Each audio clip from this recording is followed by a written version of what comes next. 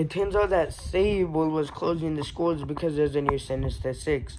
It's Rhino, Vulture, Electro, Venom,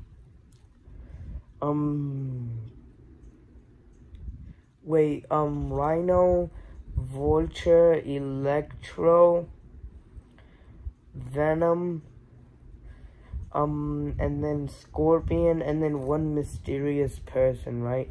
Rhino, Vulture, Electro, Venom, Scorpion, and then one mysterious sixth one. Vulture and Electro have been upgraded. Their suits now contain like a little chip in the back that allows them to react even faster and have even more control over the suit, right?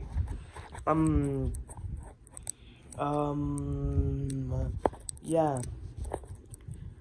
But eventually Scorpion quits because he realizes, after a fight with Scorpion to get info, he realizes that he's not that much real help to a team.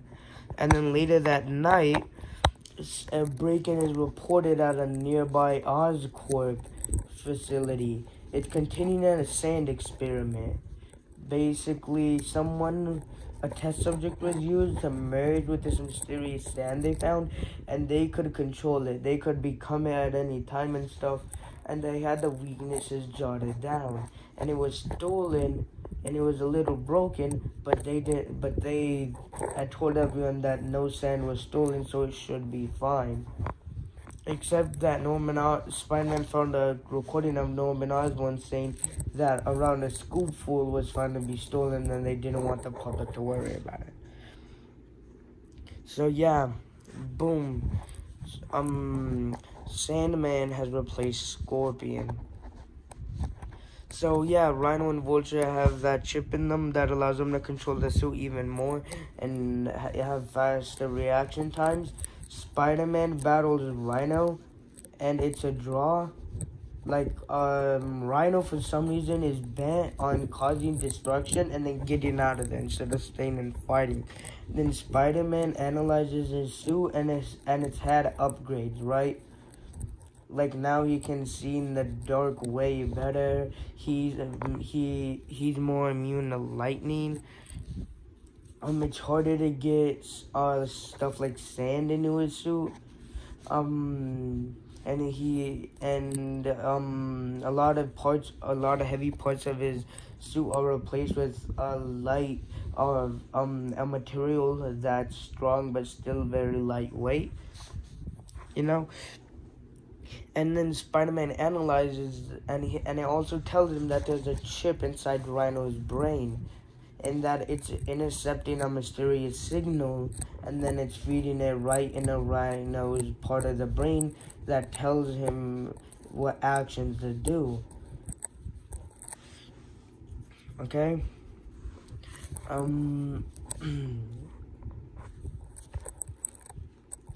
Sandman also seems to have that chip in him, but inside his brain. Spider-Man catches Sandman when he's a human, and he analyzes his body, and he finds that same chip that Scorpion and Electro and Vulture have, but there's time in his brain. So it seems like he's also been taking orders from that mysterious sixth person, but it also gives him faster reaction times. And also Vulture's suit has been reinforced, so that way it's harder to punch. And it also has stronger wings.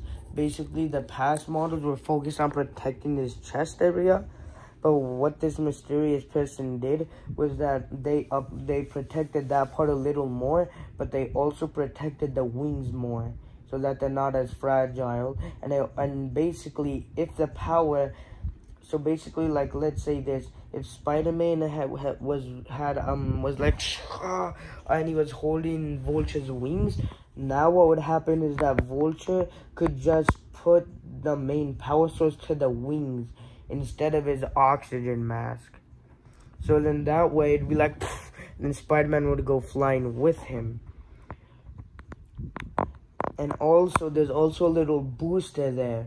That booster does give him a little speed, but the main point of it is to destroy any webbing. It's so hard that any webbing attached, like if Spider-Man is trying to stop him, like, he can just activate that thruster. He could just like go like fly, and then he can hit Spider-Man around and then activate that booster, which will you know, break Spider-Man's web, and then he can boost up into the air so Spider-Man can't web back up on him and try to stop him again.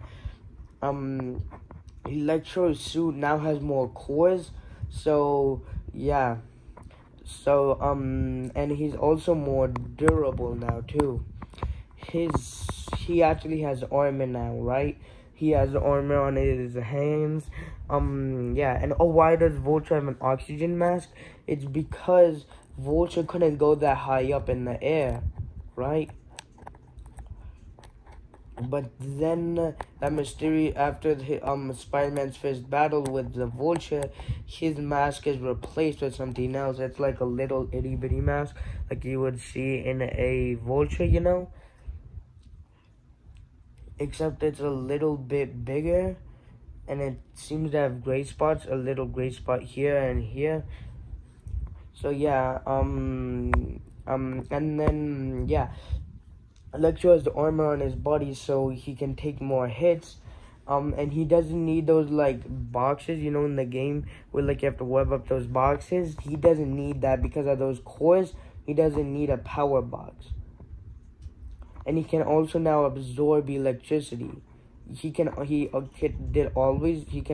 do that, but basically in the previous models, if you ever hit him in the head with an electrical box, like that would hurt him. But now because of that chip, he can put on a mask.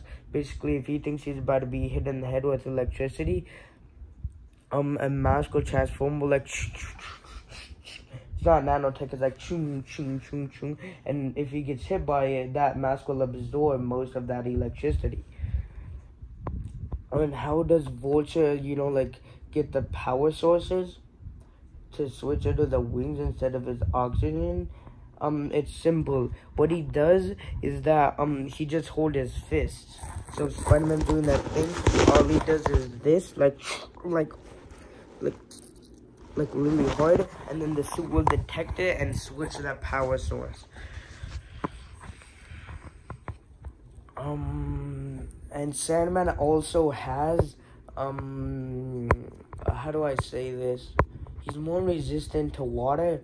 Basically, whoever this sixth person is, they merged some kind of material with the matter of Sandman's sand. So now it'll take way more water for, you know, him to turn into mud.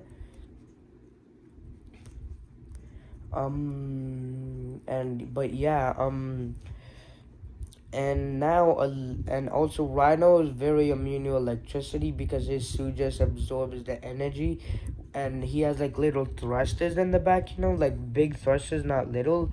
And basically, that's meant so that if Spider-Man tries to, you know, trick Electro into shooting Rhino, Rhino's suit will just absorb the energy and use it to give Rhino a boost. And the same with the Vulture.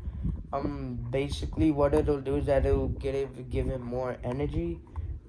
And with Sandman, it won't really do anything because it you know, like, you know what I'm talking about. And with Venom, he was also up. He has like the Curse of Thunder too. Basically what it is that if the Mjolnir ever needed to be upgraded, that would be used, and it would make the Mjolnir 2 times as powerful. But in that Venom's universe, it was used on Venom, so now he's stronger, but he can't figure out how to use the electricity. But basically now if you throw electricity at Venom, it will hurt him, right? But he can actually use that, like when he like throws like a knife made out of his skin, it'll have electricity surrounding it to do more damage. And he also has a chip inside him to make him a little smarter, you know. Yeah. So they're really upgraded, you know?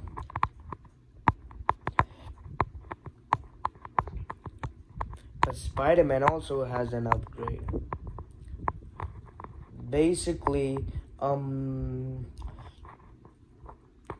Osborn's daughter is dying, right? And she died. Before the fight, Spider-Man goes to visit the grave. And he looks at it. And he walks, and then we see something crawling up Spider-Man. You know?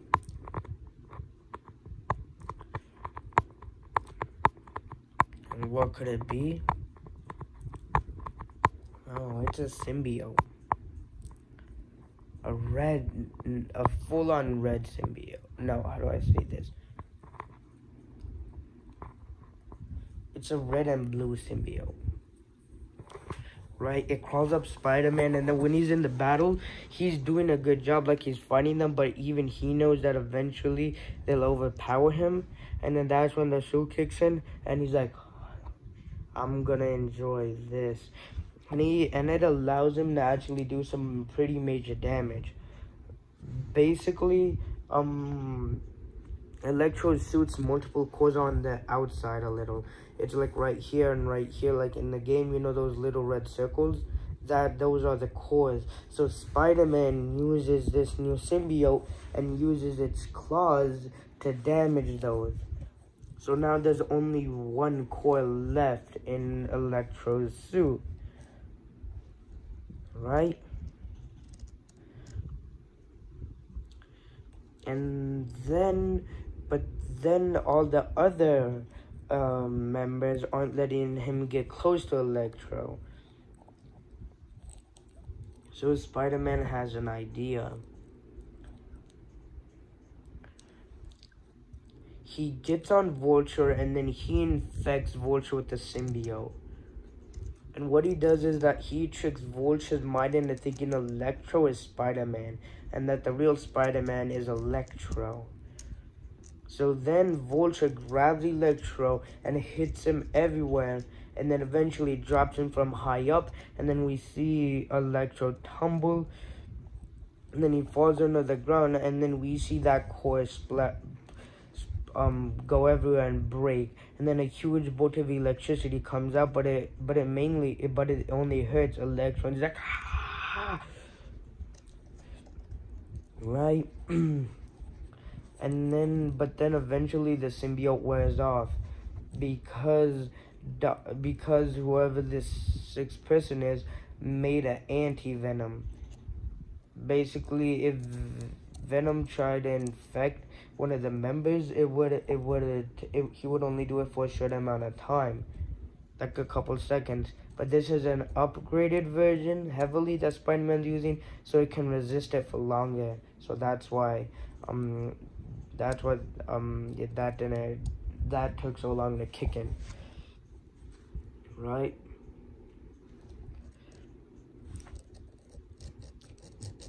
And then Spider-Man has an idea.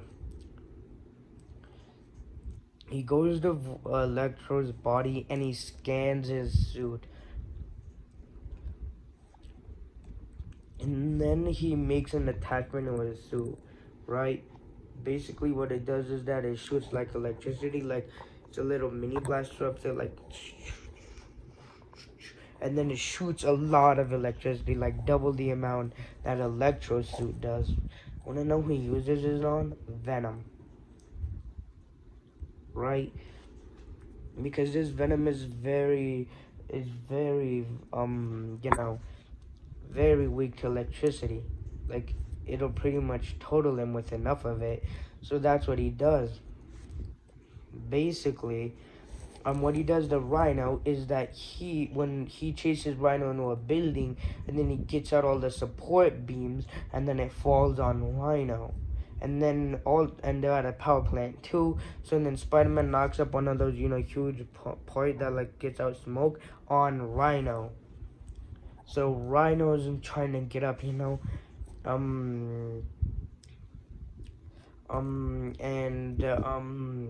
Spider-Man kicks Sandman into a water treatment area that was right below the power plant, and basically he says, "Oh, you better stand still, or else all the pipes will go off and you'll die." And then Spider-Man goes back to deal with Venom, and then he's just shooting him, right? Venom's like,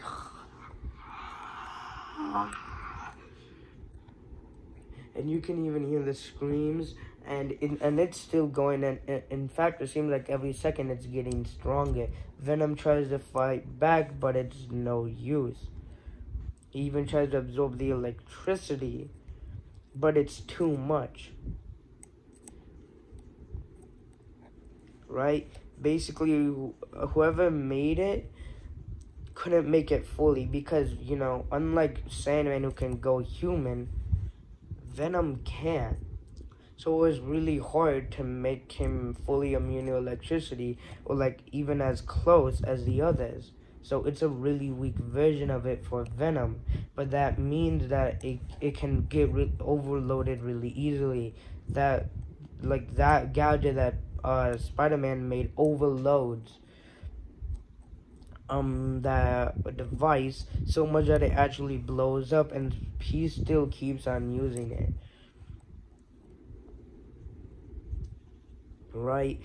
And then he stops, and Venom's properly toasted, right? And Spider-Man scans it, and something weird happened. Apparently there was a radiation project here, and that much electricity activated one of the crystals, and Venom accidentally absorbed all that energy. So now Venom is a disease too. He has that in him, and it's a bad disease, right? It's way worse than devil's breath. So Spider-Man has an idea. He looks at Rhino, and there's some exposed spots, and you can even, so Spider-Man takes a bottle of it. Spider-Man there's one major huge spot, right? That's exposed, and and the skin's about to break. So Spider-Man continues fighting Rhino, but only hitting that spot, and then eventually you can see the inside of it, and then Spider-Man uses all his gadgets to make Rhino stuck in webs, and then he takes that bottle of venom with that disease in it, and he puts it in the Rhino's inside Rhino, and then he takes some metal, and then he puts it on that hole, and then he screws in some bolts in his skin. So now there's metal with bolts in it covering the only hole for Venom to get out of Rhino. And then Rhino eventually breaks out, and then he hits a building that's labeled high energy, and then there's a green explosion, and then Spider-Man sees a bunch of the rocks, those rocks that Venom accidentally absorbed, and then we see Rhino cough, but this time it's green.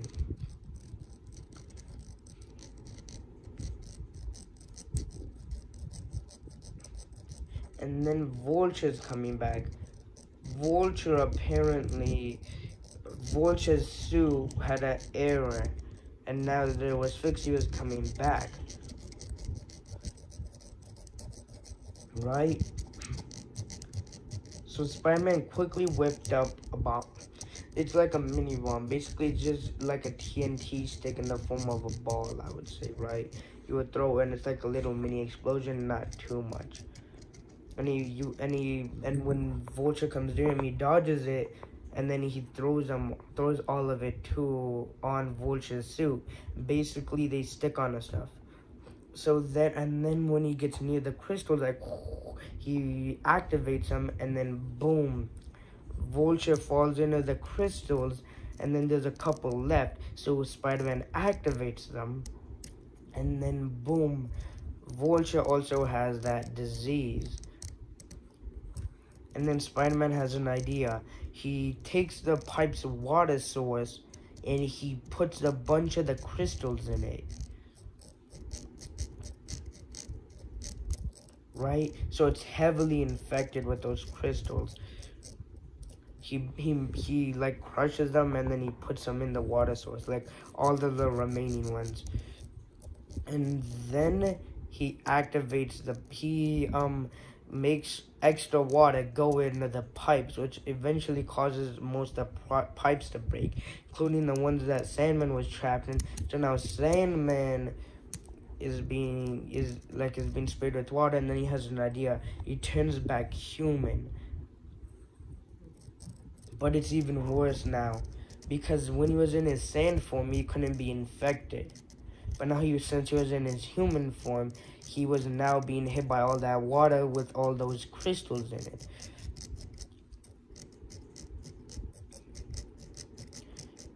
Right?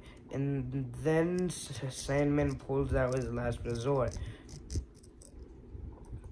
Basically, if ever, how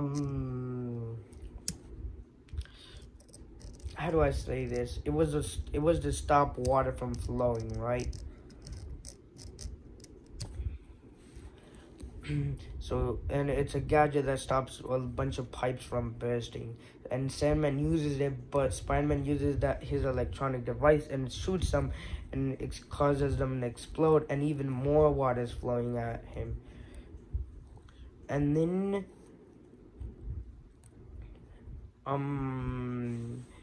he's struck by lightning in the head. And so that chip is fried, basically, right? It's like heavily destroyed. So then he transforms into a Sandman form, and something weird happens. It's a safe call protocol that accidentally activates. Basically, if ever somebody was trying to, kill Sandman or assassinate him when he was a human, and he would detect it, that chip would turn him into his sand form until whoever made this knew that Sandman was safe. And that protocol activated right before the chip broke. So he was stuck in the sand form, and then that chip broke. So there's no way for him to go to be human now. Right? And then Spider-Man quickly whips up a gadget that contains all of Sandman, right? And then he has an idea. He quickly goes in one of the mine shafts in the power plant, and he sees a little blender. Basically, it was made for blending up the rocks, right? Those radiation rocks that are making all the Sinister Six sick. So he takes some of them, crushes them, and puts them in the blender, and then he puts all of Sandman into there, closes it, and then blends it up. So now Sandman's being mixed with those,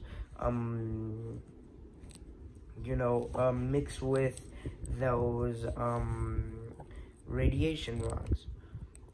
And then when it's finished, he gets put back into the device because of Spider-Man, and then Spider-Man hands it to Oscorp. And then we can hear a Venom screech coming from Rhino. And then a part of the Venom on Spider-Man comes out, and then Spider-Man realizes he took it too far. He gave all of the Sinister Six a disease. Venom is inside Rhino, giving him a terminal disease. Vulture has a terminal disease too. Sandman is now stuck in his sand form, and as long as he's stuck in it, he has that terminal illness. And even if he somehow gets out, he's probably gonna still have it. Electro was caught in the explosion of it, so he also has it too. So practically all the Sinister Six have that disease. And the only reason Spider-Man doesn't have it is because he was protected by that symbiote. Right?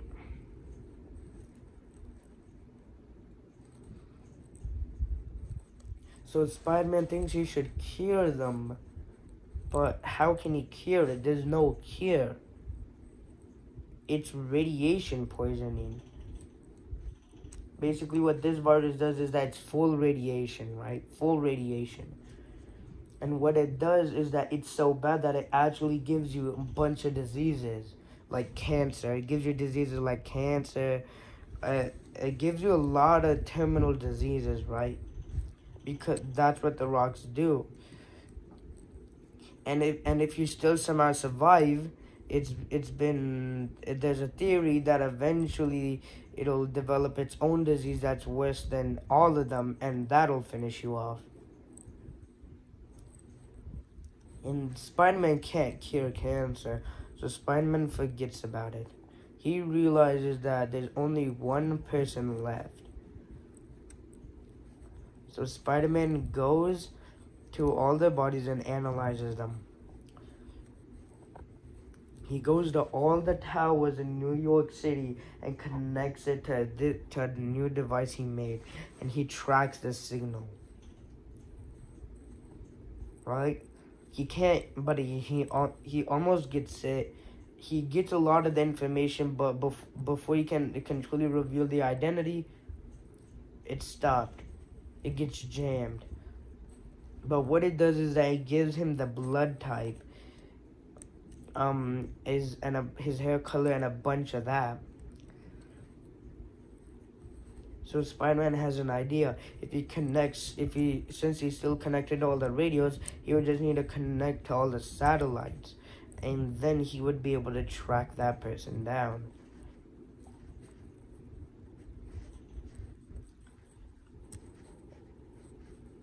So he goes to Avengers Tower, and then he tries to ask Tony Stark for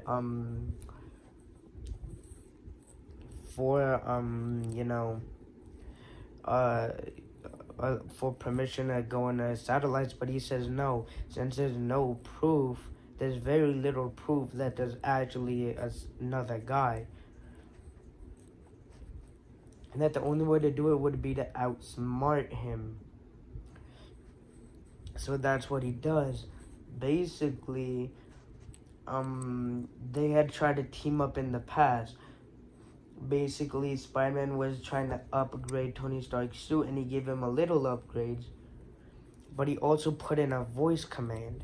Like if he turned evil, the suit would stop working, and it would activate a safe lock and make it impossible to get out of unless another voice command was activated. So Spider-Man yells out the command, and then Tony Stark falls onto the ground in his suit, and the Avengers rush, but then Spider-Man says the other voice call, and then the suit's lid open so Tony Stark can breathe. He gets up and he tells Spider-Man, "Okay, you outsmarted me, so I give you permission." Spider-Man goes into the Avengers main computer, goes into the satellites, connects them to his device, gives it all the information, all the New York towers and the satellites, and makes sure the security and servers are up, and then he does a huge scan, and he finds one person. They scan and they find it. It's that guy who gave him that upgrade to his watch. That was him. It was him. He was making the Sinister Six. But why? He connects that live feed to his suit, and then he tracks him down. And he manages to see him. So yeah, and that's the end of this episode.